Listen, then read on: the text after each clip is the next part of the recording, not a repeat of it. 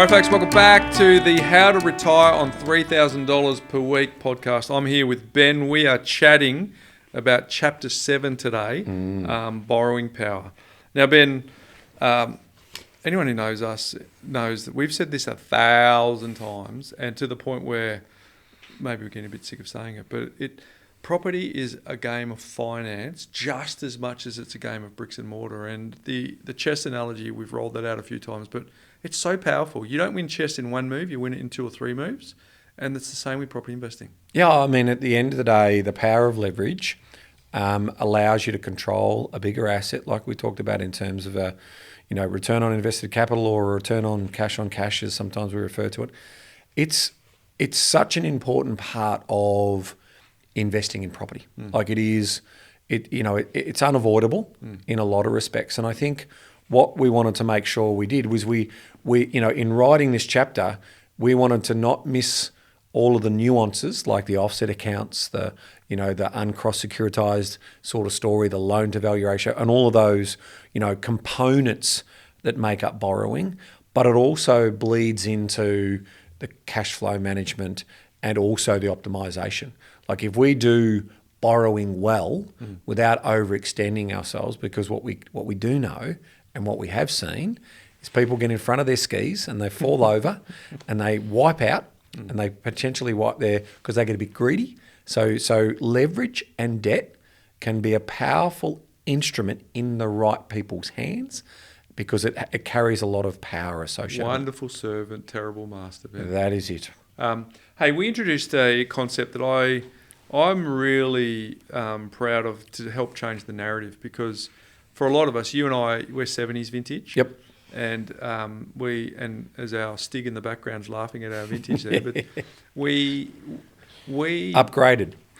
Well, the thing is, we grew up in an era where all debt was bad. Yep, all debt. We were at the tail end of our parents, because the grandparents were all debt's bad. Our parents were transitioning, and so for us, we're Gen Xers, and we were pioneering that actually not all debt is bad. So it morphed to good debt and bad debt. Yep. But then we've taken it one step further and said, okay, there's 3. There's horrible, tolerable, and productive. So we went through that in a bit of detail, but it was just played out beautifully with the story of the kids in the playground. And I think the reason we put that in the book is just to go, it's all about the lens through which you look. Like they both had debt. Yeah. But one had, we're wealthy and we're poor based on the type of debt that they had. So that was really powerful. Yeah, and I think the other, one in here that sort of always catches my eye is just reminding people getting access to borrowings in a sensible way, not getting access to too much borrowing, but getting access to borrowings trumps interest rate because it allows me to control the asset. So if I've got to pay a little bit more interest, but I'm controlling the asset as per my plan, then I'm going to see a greater return over time, because some people can get caught into the cost of debt as opposed to seeing, to your point, the game that allows you to play at an amplified level. There's also, this is not a comprehensive playbook on lending. No. But what we did is we put in some fundamental concepts. If you understand the language of lending, we go, and if you don't know what LMI is, LVR is, if you don't know what a buffer is, if you don't know the difference between P&I and interest only, we outline that specifically. And as a property investor, they have to roll off your tongue. You need to know that stuff.